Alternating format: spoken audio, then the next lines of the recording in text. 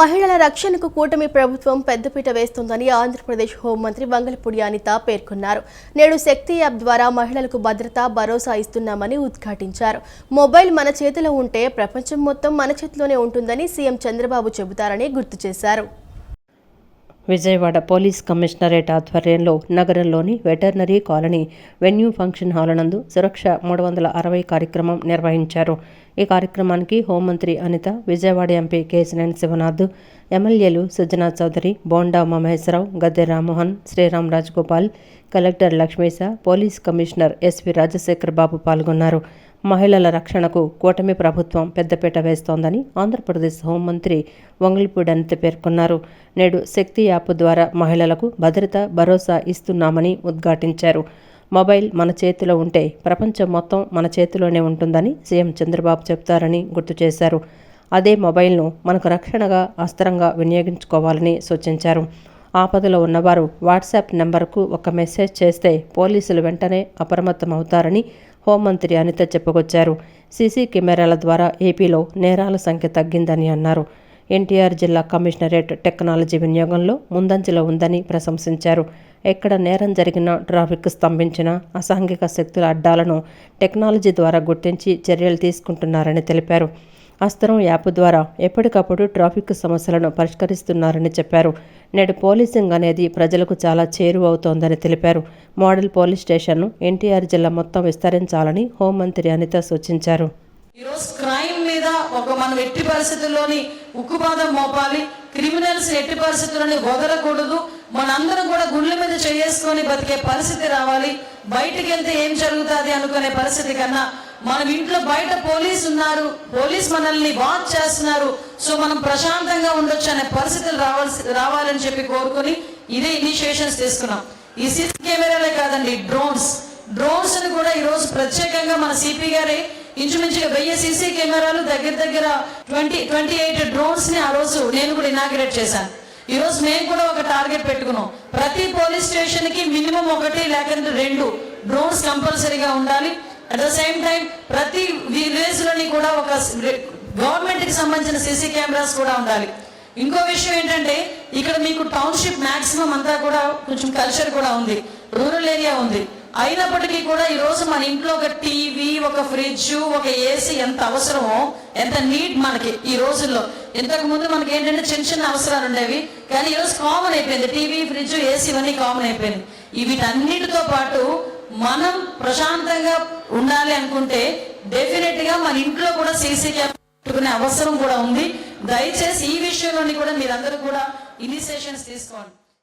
జగనన్న కాలనీలో భారీగా అవినీతి, అక్రమాలు జరిగాయే తప్ప పేదలకు ఇళ్లు నిర్మించాలన్న లక్ష్యం నెరవేరలేదని కేంద్ర మంత్రి పెమ్మసాని చంద్రశేఖర్ అన్నారు. పేదలకు ఇళ్ల పేరిట భూముల కొనుగోలు నుంచి నిర్మాణం వరకు అడ్డగోలుగా వ్యవహరించారని, కాలనీల్లో కనీస వసతులు కల్పించలేదని మండిపడ్డారు.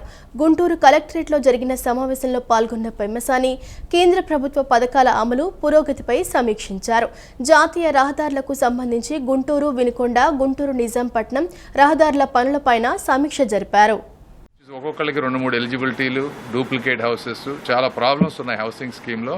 మళ్ళీ ఇండివిజువల్గా ఒకసారి రివ్యూ పెట్టుకొని ఇండివిజువల్ సైట్కి వెళ్ళి అక్కడ ఏమేం కావాలో అవన్నీ చూసుకొని ఏ విధంగా చేస్తే ఆ హ్యాబిటేషన్లో మనుషులు నిజంగా వెళ్ళి ఉండగలరు. అంటే ఒక ట్రాన్స్పోర్టేషన్, కరెంట్ కానీ, లేకపోతే వాటర్ కానీ, రోడ్డు కానీ, ఇవన్నీ చేసే విధంగా ఒక 1 మంత్లో అన్ని ఈ సైట్స్ని ఒక ఇన్ఫ్రాస్ట్రక్చర్ ప్లాన్ రెడీ చేయమని చెప్పాం. గుంటూరు మున్సిపల్ కార్పొరేషన్కి వచ్చేటప్పటికి అమృత్ 2 స్కీము నిన్న టెండర్స్ కాల్ఫర్ చేశారు. వీళ్ళనేది జూలై 21కి టెండర్ ఫైనలైజేషన్ అయ్యి ఆగస్టు 15కి వర్క్ స్టార్ట్ అవుద్దని చెప్పారు. అదేవిధంగా అమృత్ 1 గోరంట్ల వాటర్ స్కీమ్ పాతది ఏదైతే ఉందో కాంట్రాక్టర్ రెస్పాండ్ అవ్వట్లేదన్నారు. సో ఆ కాంట్రాక్టర్ని మరి తీసేసి కొత్త కాంట్రాక్టర్ని తీసుకొని వచ్చి ఒక 4 మంత్స్లో దీన్ని ఎట్లా తీసుకువెళ్లాలనే దాని మీద కమిషనర్ గారు క్లారిటీ ఇచ్చారు. గత 5 ఏళ్లలో విధ్వంసానికి గురైన రాష్ట్రాన్ని గాడిలో పెడుతూ ప్రధాని నరేంద్ర మోదీ సహకారంతో ముఖ్యమంత్రి చంద్రబాబు, డిప్యూటీ సీఎం పవన్ కళ్యాణ్ రాష్ట్రంలో సమగ్రంగా అభివృద్ధి, సంక్షేమాన్ని 2 కళ్లుగా ముందుకు వెళ్తున్నారని ఎమ్మెల్యే గద్దె రామ్మోహన్ అన్నారు. ఎన్నికలకు ముందు అధ్వానంగా ఉన్న రహదారులను కూటమి ప్రభుత్వం వచ్చిన తర్వాత రహదారులన్నీ బాగు చేయించారని చెప్పారు. జగన్మోహన్ రెడ్డి ఇచ్చిన సంక్షేమ పథకాల కంటే మెరుగ్గా పథకాలు అందిస్తున్నారని అన్నారు. విజయవాడ తూర్పు నియోజకవర్గం 19వ డివిజన్ లబ్బీపేట మసీదు రోడ్డులోని కాపు కళ్యాణ మండపం ఏరియాలో ఎమ్మెల్యే గద్దె రామ్మోహన్ పర్యటించారు. స్థానిక ప్రజలతో మాట్లాడి సమస్యలను అడిగి తెలుసుకున్నారు. అనంతరం నిరుపేద కుటుంబాలకు చెందిన 2 పార్టీ కార్యకర్తలకు స్వయం ఉపాధి చేసుకునేందుకు 50,000 విలువ చేసే బడ్డీ కొట్టు, టిఫిన్ బండి పంపిణీ చేశారు.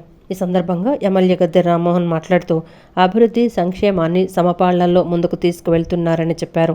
జగన్మోహన్ రెడ్డి ఎన్నికల ముందు 1,000 రూపాయల పెన్షన్ పెంచి ఇస్తానని ఇచ్చిన హామీని అమలు చేయడానికి 5 సంవత్సరాలు పట్టిందని, చంద్రబాబు ముఖ్యమంత్రి అయిన మరునాడే 1,000 రూపాయలు పెంచి మొదటి నెల నుంచి పెంచిన పెన్షన్లు పంపిణీ చేశారన్నారు. వైసీపీ ప్రభుత్వంలో ఇసుకను బ్లాక్ మార్కెట్ చేసుకుని బంగారంలా అమ్ముకుంటే కూటమి ప్రభుత్వంలో ఉచితంగా ఇసుక ఇస్తున్నారని చెప్పారు. తూర్పు నియోజకవర్గంలో కూటమి ఆధ్వర్యంలో రేషన్ కార్డులు కలిగిన పేద ప్రజలు ఎవరైనా చిన్న నిర్మాణాలు చేసుకుంటుంటే వారికి ఇంటి ముందు ఉచితంగా ఇసుక దించే కార్యక్రమం చేస్తున్నామని తెలిపారు. వైసీపీ ప్రభుత్వంలో ఇసుకతో దోచుకున్నారని, ఉపాధి లేక కార్మికులు ఇబ్బంది పడ్డారని అన్నారు. 1 పైసా అప్పు తేకుండా కూటమి ప్రభుత్వం పాలన చేస్తోందని, ఉద్యోగస్తులకు 1వ తేదీన జీతాలు ఇస్తున్నారని, పెన్షన్దారులకు 1వ తేదీన పెన్షన్లు ఇస్తున్నారని చెప్పారు. P4 విజన్ 2047 కార్యక్రమాలని పేద ప్రజలను అభివృద్ధి చేయటమేనని అన్నారు. విజయవాడ నగరంలో కోట్లాది రూపాయలతో అనేక రహదారులను నిర్మించడం జరిగిందని చెప్పారు. పేదవారి అభివృద్ధికే తప్ప వేరే దానికి ఆ మాటలు అర్థం కాని వాళ్ళు వక్రీకరించి ఏదో మాట్లాడి ప్రజలు మభ్యపెట్టే ప్రయత్నం చేస్తున్నారు. ప్రజలందరూ కూడా గమనించుకోవాలా. ఇవాళ ఎలాంటి ప్రశాంతమైన జీవితం గడుపుతూ ఉన్నారు. ఇంకా ఉన్నాయి, అవసరాలు చాలా ఉన్నాయి. ఇంకా చాలా అభివృద్ధి చేసుకోవాల్సిన అవసరం ఉంది. ఇంకా చాలామంది పేదవారిని వాళ్ళని మధ్యతరగతి కన్నా తీసుకురావాల్సిన అవసరం ఉంది. వాళ్ళ కుటుంబాన్ని వాళ్ళు పోషించుకునే తీసుకురావాలి. ఇవాళ మేము చేపట్టి ఈ కార్యక్రమాన్ని కూడా P4కి సంబంధించిన కార్యక్రమాలు. ఒక ఉపాధి బండి ఇస్తే ఆ బండి వాళ్ళు అద్దె తెచ్చుకోవాలంటే రోజుకి నాకు తెలిసి 50 రూపాయలు 60 రూపాయలు కట్టాలి. అది 50 రూపాయలు కట్టాలంటే నెలకు 1,500 కట్టాలి. ఇప్పుడు అది అద్దె లేకుండా వాళ్ళు అమ్ముకుంటే 300 400 చేసింటే కుటుంబం పోషణ జరుగుతుంది. సో ఇవన్నీ కూడా పేదవారిని అభివృద్ధి పరచడానికి చేపట్టే కార్యక్రమాలు. అదేవిధంగా అభివృద్ధి కార్యక్రమాలు కూడా అనేకమైన రోడ్లు విజయవాడ నగరంలో కొన్ని కోట్లాది రూపాయల రోడ్లు కేవలం సంవత్సర కాలంలో వేయడం జరిగింది. వాళ్ళు 6 సంవత్సరాలు 5 సంవత్సరాలు వేసిన రోడ్లు ఓకే హడావిడి చేస్తున్నారు. ఇవాళ 1 సంవత్సరం వాళ్ళు వేసిన రోడ్లు వేయడం జరిగింది. అందువల్ల ఇవన్నీ కూడా చంద్రబాబు గారు మాకు పరిపాలనలో ప్రజలందరూ కూడా చక్కటి సౌకర్యాలు పొందుతారు, చక్కటి అభివృద్ధి పొందుతారు, చక్కటి సంక్షేమం పొందుతారు. అనంతరం డివిజన్ పార్టీ అధ్యక్షులు భాగం సాయి ప్రసాద్ మాట్లాడుతూ యూజేడీ వీధి దీపాల సమస్యలను స్థానికులు ఎమ్మెల్యే దృష్టికి తీసుకువెళ్లగా అధికారులతో మాట్లాడి పరిష్కారానికి హామీ ఇచ్చారన్నారు. ఎలక్షన్ క్యాంపెయిన్లో ఇచ్చిన హామీ ప్రకారం ఒక్కొక్కటి నెరవేరుస్తున్నామని చెప్పారు.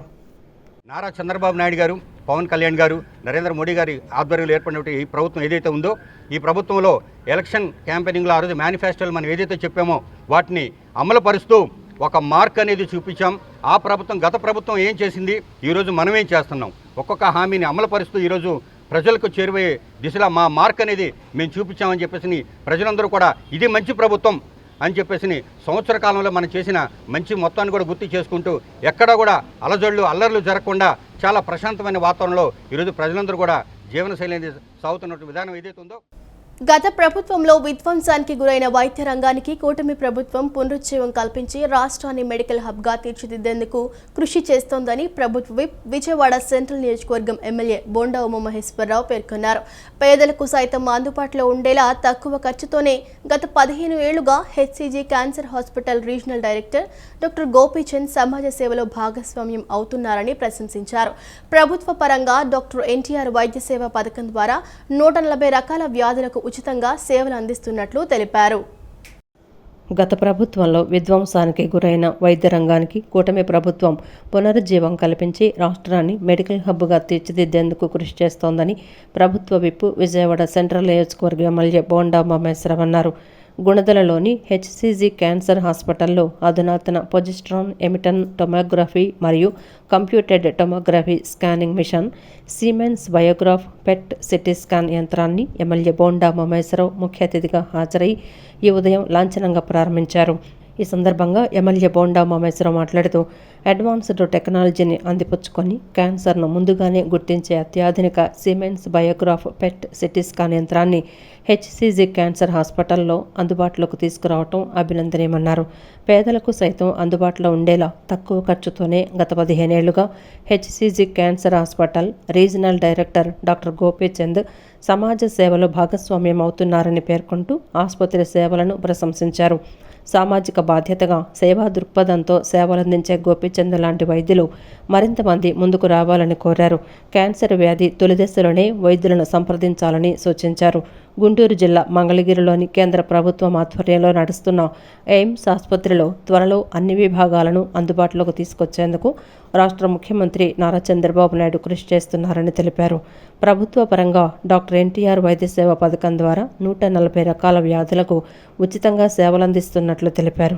చిన్న దాంట్లోనే ఫస్ట్ స్టేజ్లోనే ప్రిలిమినరీ స్టేజ్లోనే మనకి వాళ్ళ తెలుసుకునే అవకాశాలు అనేకమైన వచ్చినాయి. దాని డాక్టర్ గారు చెప్పారు, జెనెటికల్ టెస్ట్ క్యాన్సర్ అనేది కొంత కారణం దాని వల్ల కూడా వస్తుంది. మనకి బ్రెస్ట్ క్యాన్సరు డాక్టర్ గారు చెప్పినట్టు అనేకమైనవి, దానికి కూడా టెస్టులు వచ్చినాయి.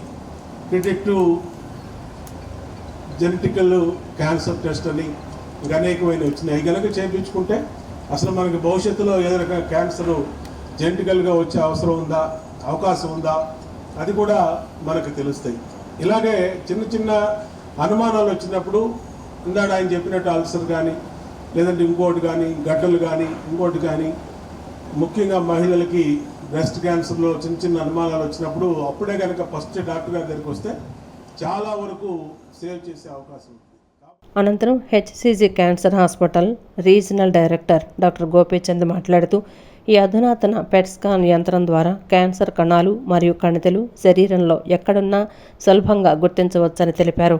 తద్వారా వ్యాధిని మొదటి దశలోనే పసిగట్టి జబ్బుని అతి సులభంగా నియంత్రించవచ్చని మరియు చికిత్స మధ్యలో జబ్బు తగ్గిందో లేదో తెలుసుకోవచ్చని పేర్కొన్నారు.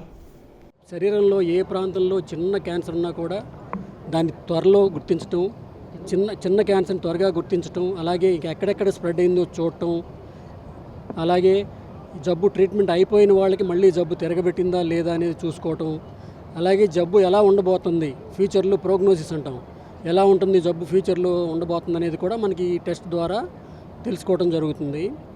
ఈ ఫెసిలిటీ ఎప్పటి నుంచో విజయవాడలో మన హాస్పిటల్లో ఉన్నప్పటికీ ఇప్పుడు ఇది లేటెస్ట్ది, ఈ రోజున ఇనాగ్రేట్ చేయడం జరిగింది. దీని ద్వారా ప్రజలు ఈ ఫెసిలిటీని ఉపయోగించుకొని దీని ద్వారా క్యాన్సర్ని త్వరలో గుర్తించి నయం చేసుకుంటారని ఆశిస్తున్నాను. ఇంకా లేటెస్ట్ మెషిన్ని తీసుకొచ్చి లేటెస్ట్ సాఫ్ట్వేర్తో రకరకాల ఉపయోగాలు ఉండేట్లుగా ఈ కొత్త మెషిన్ని తీసుకొచ్చింది కూడా హెచ్సిజి. దీనివల్ల గోపిచంద్ గారు చెప్పినట్లుగా క్యాన్సర్ని డిటెక్ట్ చేయటం, ఎక్కడెక్కడ స్ప్రెడ్ అయింది కనుక్కోవటము, ట్రీట్మెంట్ ద్వారా తగ్గిందా లేదా తెలుసుకోవటం, ఇంతేకాకుండా మా రేడియోథెరపీ విభాగంలో కూడాను ఈ పెట్ స్కాన్ని ఉపయోగించి ట్రీట్మెంట్ ప్లానింగ్లో కూడా మేము దీన్ని చాలా చక్కగా ఉపయోగించుకుంటున్నాం. సో దీనివల్ల ఏమిటంటే ఎంతవరకు తగ్గిన తర్వాత రికరెన్స్ వచ్చిందా లేదా ఇవన్నీ కూడా చేయటంలో మాకు ఈ పెట్ స్కాన్ మెషిన్ సహకరిస్తుంది. రాష్ట్రంలో ఉత్పత్తి అయ్యే ఆహార ధాన్యాల సేకరణను మరింత పెంచాలని ఫుడ్ కార్పొరేషన్ ఆఫ్ ఇండియాను రాష్ట్రం కోరింది.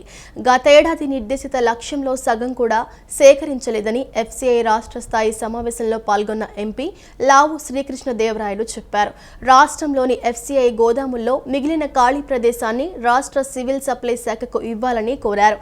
రాష్ట్ర ప్రతిపాదనలపై ఎఫ్సిఐ అధికారులు సానుకూలంగా స్పందించారని ఎంపీ లావు శ్రీకృష్ణదేవరాయలు తెలిపారు. విజయవాడలో ఎఫ్సిఐ సివిల్స్ సప్లై శాఖతో సంయుక్తంగా రాష్ట్ర స్థాయి సంప్రదింపుల కమిటీ సమావేశం జరిగింది. ఈ సమావేశంలో లావు శ్రీకృష్ణదేవరాయలు పలువురు ఉన్నతాధికారులు పాల్గొన్నారు. ఈ సందర్భంగా లావు శ్రీకృష్ణదేవరాయలు మీడియాతో మాట్లాడారు.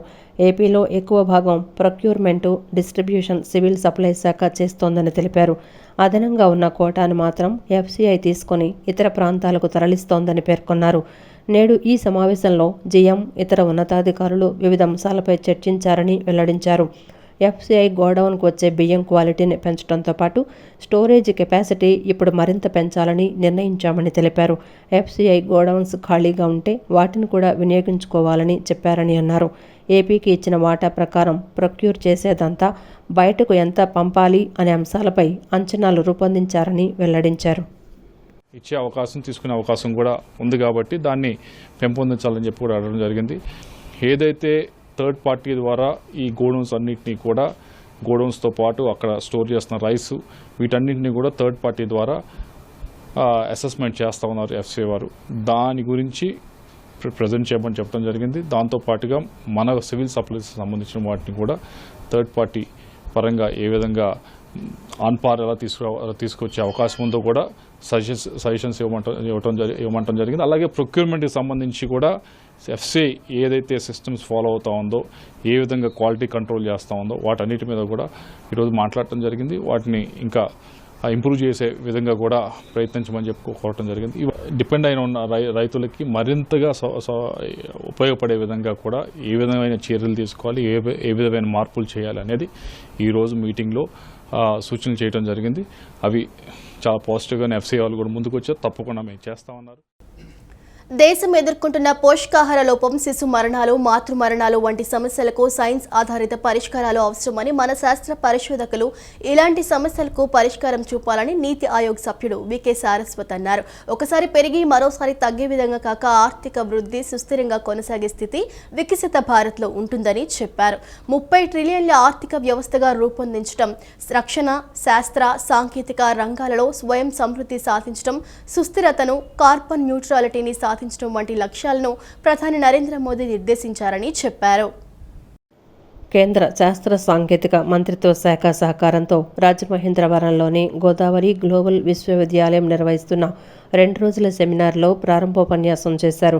వికసిత భారత్ 2047 కోసం పరిశోధనలు, సమీకరణలను ఉపయోగించడం అనే అంశంపై ప్రసంగిస్తూ వికసిత భారత్ అంటే కొందరి దృష్టిలో మౌలిక సదుపాయాలు అభివృద్ధి చెందడమైతే మరికొందరి దృష్టిలో ధనవంతులు పెరిగి అమెరికాలా మారడమని, ఇంకొందరి దృష్టిలో పేదరికం పోవడమని ఇలా భిన్నాభిప్రాయాలు ఉన్నాయని చెప్పారు.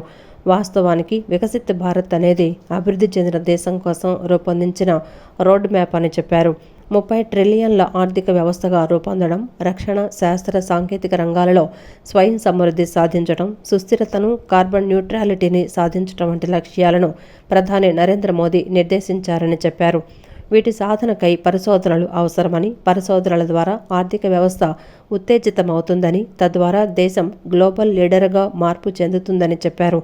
మనం డిజిటల్ ఎకానమీపై దృష్టి సారించాలని, 2030 నాటికి 1 ట్రిలియన్ డిజిటల్ ఎకానమీ లక్ష్యాన్ని చేరుకోవాలన్నారు. సెమీ కండక్టర్లు, కృత్రిమ మేధ మొదలైన అంశాలలో పరిశోధన ద్వారా స్వయం సమృద్ధి సాధించి ఆత్మ నిర్భర్ భారత్గా మారవచ్చని చెప్పారు. ఆరోగ్య రంగం సహా ఇతర అనేక అంశాలలో స్వయం సమృద్ధి సాధించాల్సిన అవసరం ఉందన్నారు. మన జీడిపిలో 62% సేవల రంగం నుంచి వస్తుంటే కేవలం 14% మాత్రమే తయారీ రంగం నుంచి వస్తోందని, ఇది ఒక ప్రధాన సమస్య అని అన్నారు. తమ దేశ జీడిపిలో చైనా 2.6%, దక్షిణ కొరియా 4.9%, ఇజ్రాయిల్ 6.3% పరిశోధన రంగంపై ఖర్చు చేస్తుంటే మనం మాత్రం కేవలం 0.64% మాత్రమే ఖర్చు చేస్తున్నామని చెప్పారు. Because the technologies which we produced, the kind of systems which we brought in force have affected the climate adversely. And hence there is a need for us to look for environmental sustainability and a society which is inclusive. It should not be left without anybody being considered in the part of economy. So he set out certain goals, our Honourable Prime Minister. He said we should be a 30 trillion economy by 2077. You should be self-reliant in science and technology. And you have seen the impact of this self-reliance in science and technology, and particularly in the area of defence in the recent Operation Sindoor. Sustainability and carbon neutrality. We have to become net carbon zero. One of the major problems the nation faces today is unemployment. We should be able to get job creation everywhere. So basically we are looking for a Viksit Bharat 2047, where we have access to quality education, healthcare and opportunities for advancement. Indo American free trade అగ్రిమెంట్ను తిరస్కరించాలని తద్వారా దేశీయ రైతాంగానికి రక్షణ కల్పించాలని ఆంధ్రప్రదేశ్ రైతు సంఘాల రాష్ట్ర కన్వీనర్ మాజీ మంత్రి వడ్డే శోభనాధీశ్వరరావు కేంద్ర ప్రభుత్వాన్ని డిమాండ్ చేశారు. కేంద్ర బీజేపీ ప్రభుత్వం 3 వ్యవసాయ నల్ల చట్టాలు రద్దు సందర్భంగా మద్దతు ధరల చట్టం తీసుకొస్తామని హామీ ఇచ్చి అమలుపరచకుండా రైతాంగాన్ని ద్రోహం చేసిందన్నారు. రైతు, ఉద్యోగ, కార్మిక, ప్రజా వ్యతిరేక విధానాలకు నిరసనగా జూలై 9న దేశవ్యాప్తంగా జరుగుతున్న సమ్మెలో రైతులు, కౌలు రైతులు, కార్మికులు, ప్రజలు పాల్గొని జయప్రదం చేయాలని పిలుపునిచ్చారు. ఇండో అమెరికన్ ఫ్రీ ట్రేడ్ అగ్రిమెంట్ను తిరస్కరించాలని తద్వారా దేశీయ రైతాంగానికి రక్షణ కల్పించాలని ఆంధ్రప్రదేశ్ రైతు సంఘాల రాష్ట్ర కన్వీనర్ మాజీ మంత్రి వడ్డే శోభనాధీశ్వరరావు కేంద్ర ప్రభుత్వాన్ని డిమాండ్ చేశారు. సోలార్ విద్యుత్ ప్రాజెక్టుల కోసం పంటలు పండే భూములను లక్షలాది ఎకరాలను ప్రైవేటు కంపెనీలకు కట్టబెట్టడం దుర్మార్గమన్నారు. రైతు, ఉద్యోగ, కార్మిక, ప్రజా వ్యతిరేక విధానాలకు నిరసనగా జూలై 9న దేశవ్యాప్తంగా జరుగుతున్న సమ్మెలో రైతులు, కౌలు రైతులు, కార్మికులు, వ్యవసాయ కార్మికులు తదితర అన్ని వర్గాల ప్రజలు పెద్ద ఎత్తున పాల్గొని విజయవంతం చేయాలని పిలుపునిచ్చారు.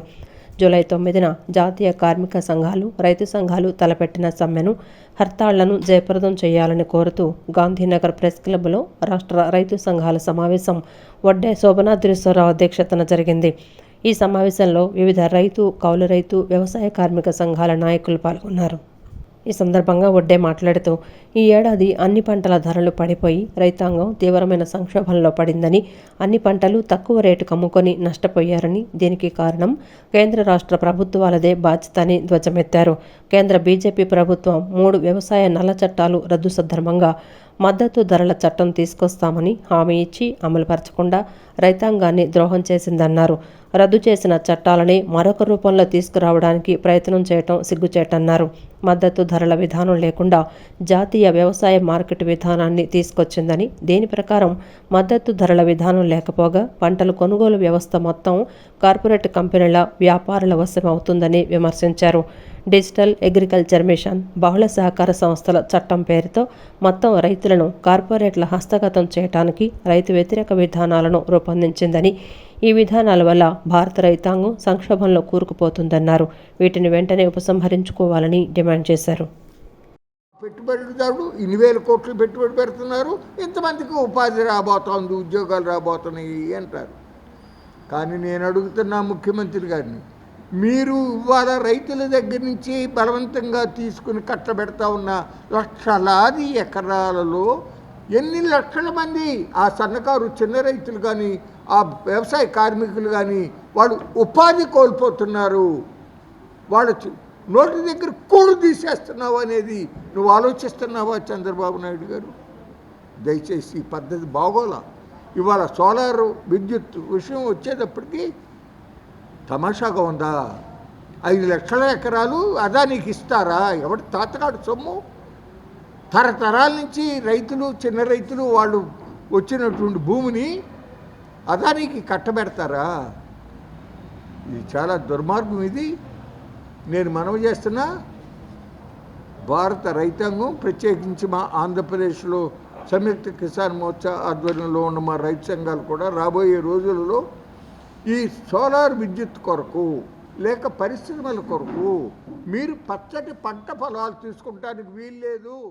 4 కార్మిక కోడ్లను వ్యతిరేకిస్తూ కార్మిక వర్గంతో పాటు సకల రైతాంగం రేపు 9వ తారీఖున చేయాలని నిరసన ప్రదర్శనలతోటి, కార్మిక సమ్మెతోటి ఈ రాష్ట్రాన్ని, దేశంలో మొత్తం సమగ్రంగా నిర్వహించాలని చెప్పి నిర్ణయించింది.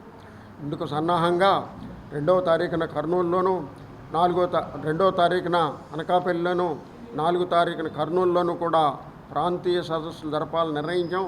3వ తారీఖు లోపు అన్ని జిల్లాల్లోనూ కూడా సన్నాహ సమావేశాలు జరుపుకోవాలని, 5, 6, 7 తారీఖుల్లో రాష్ట్ర వ్యాప్తంగా ర్యాలీలు, ప్రదర్శనలు నిర్వహించాలని, 9వ తారీఖున అన్ని జిల్లా కేంద్రాలు, మండల కేంద్రాలు, కూడల గ్రామాలన్నింటా కూడా నిరసన ప్రదర్శనలు హోరెత్తించాలని చెప్పి నిర్ణయం తీసుకున్నాం.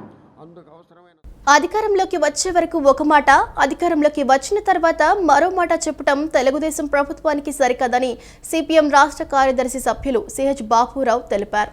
మున్సిపల్ ఇంజనీరింగ్ కార్మికులు జీతాలు పెంచాలని డిమాండ్ చేస్తూ గడిచిన 4 రోజులుగా సమ్మెకు దిగి ఆందోళన చేస్తున్న ప్రభుత్వానికి పట్టకపోవడం సరికాదన్నారు. తక్షణమే ఇంజనీరింగ్ కార్మికుల సమస్యలు పరిష్కరించకపోతే ఆందోళన మరింత తీవ్రతరం చేస్తామని హెచ్చరించారు. Municipal corporation workers and employees union CITU నగర కమిటీ ఆధ్వర్యంలో municipal engineering, water, park, vehicle depot mechanic, town planning, street lighting, computer operators కార్మికుల జీతాలు పెంచాలని, సంక్షేమ పథకాలు అమలు చేయాలని విజయవాడ నగరంలో నిరవధిక సమ్మె 4వ రోజుకు చేరింది. విజయవాడ ధర్నా చౌక్లో కార్మికులు తమ కుటుంబ సభ్యులతో కలిసి పిల్లలతో సహా చేపట్టిన సమ్మె ఆందోళనకు సిపిఎం పార్టీ నాయకులు సిహెచ్ బాబురావు, దోరెపూడి కాశీనాథ్ మద్దతు తెలిపారు. ఈ సందర్భంగా సిహెచ్ బాబురావు మాట్లాడుతూ సమ్మె కారణంగా నగరంలో 1 టౌన్ ప్రాంతంలో కొన్ని చోట్ల నీరు అందడం లేదని, నీరు అందే పరిస్థితి లేదన్నారు. ప్రజలను ఇబ్బంది పెట్టడం కార్మికుల కోరిక కాదని, ప్రభుత్వం సమస్యలు పరిష్కరించకపోవడంతోనే కార్మికులు రోడ్డుపైకి వచ్చి ఆందోళనకు దిగారన్నారు. మీ కుర్చీలో మాత్రం మీరు పర్మనెంట్ కూర్చోవాలా, వాళ్ళకి మాత్రం ఉద్యోగాలు పర్మనెంట్ చేయరా? అందుకే పథకాలు ఇవ్వండి, జీతాలు పెంచండి, పర్మనెంట్ చేయండి. వాళ్ళు ఈ రోజు కాదు ఏ రోజు నుంచి అడుగుతున్నారు. అందుకే వాళ్ళు చేస్తున్న ఈరోజు వాళ్ళ పిల్లలు, కుటుంబ సభ్యులు రోడ్డు ఎక్కారు. సిగ్గుపడాలి ప్రభుత్వం. వాళ్ళు పిల్లలు కూడా రోడ్డు మీద కూర్చోవాల్సిన పరిస్థితి వచ్చింది. వాళ్ళ పథకాలు మీరు ఇవ్వలా, తప్పు వాళ్ళది కాదు, మీది. అందుకే కూటమి ప్రభుత్వం మేమేదో P4 పేదరిక నిర్మూలన, పెద్దోళ్ళు వస్తారు వీళ్ళకి డబ్బులు ఇస్తారు. పెద్దోళ్ళు ఇవ్వటం ఏంటి? కష్టపడేది పని చేయించుకునేది మీరు, కష్టపడుతుంది వాళ్ళు. వాళ్ళ శ్రమకి తగ్గ ఫలితం ఇవ్వండి, మీ దాయదాక్షిణ్యం కాదు. అందుకే వారి ఆందోళనకి మేము సంపూర్ణమైన మద్దతు తెలియజేస్తున్నాం. ఇప్పటికైనా ప్రభుత్వం పరిష్కారం చేయకపోతే ఆందోళన ఉధృతమవుతుందని మేము హెచ్చరిస్తాం.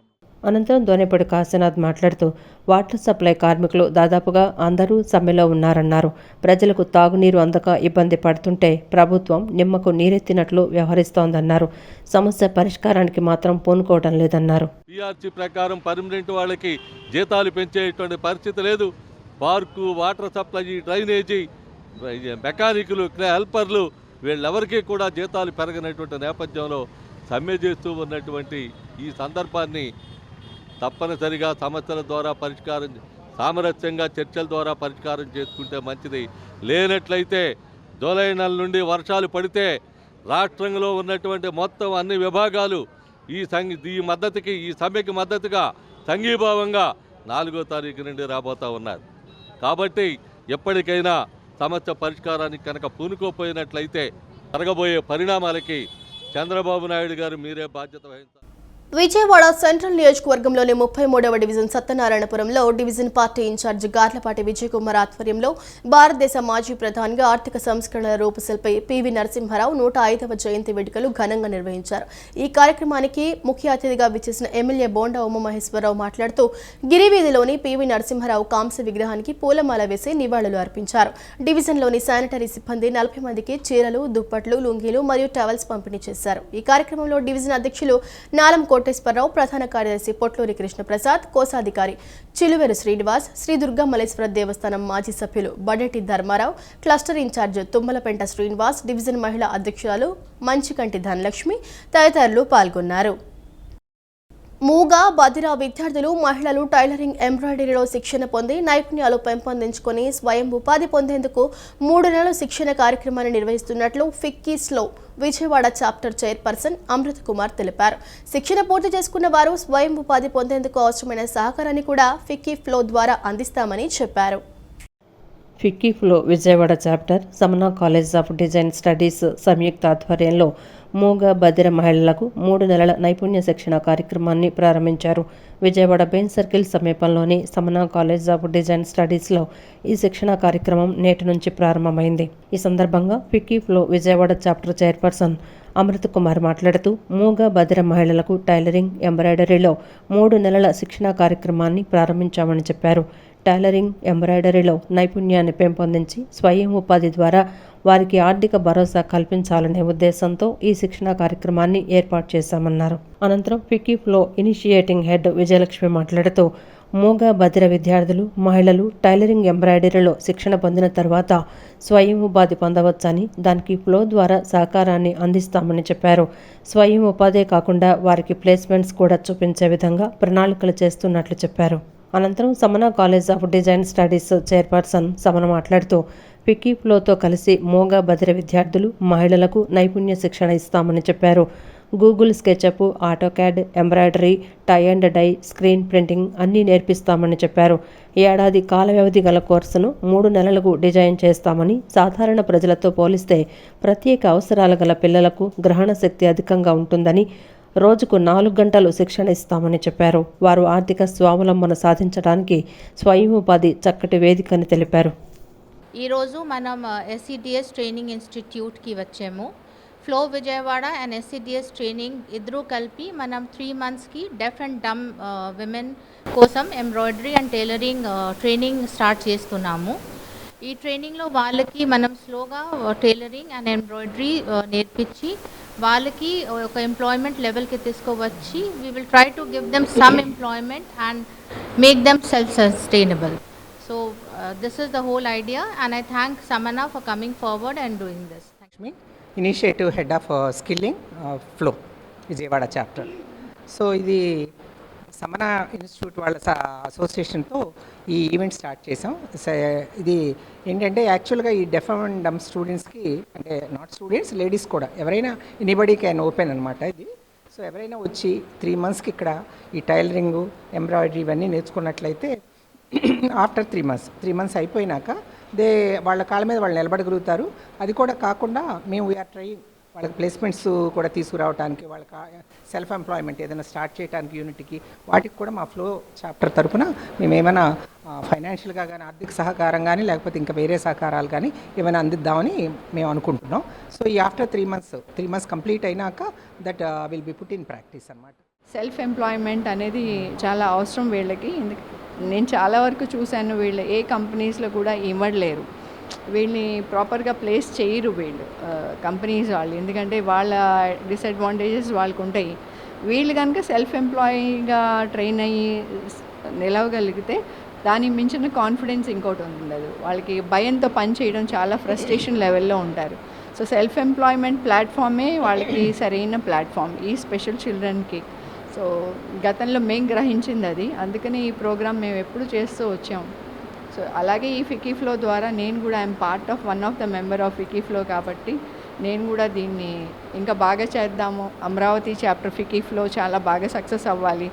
ఈ ఫికీ ఫ్లో తరపున ముందుగా ఇంకా రాబోయే రోజుల్లో మంచి ప్రోగ్రామ్స్ ఇంటీరియర్ డిజైన్లో కూడా చేద్దాము అనే ఆలోచనతో ఉన్నాను.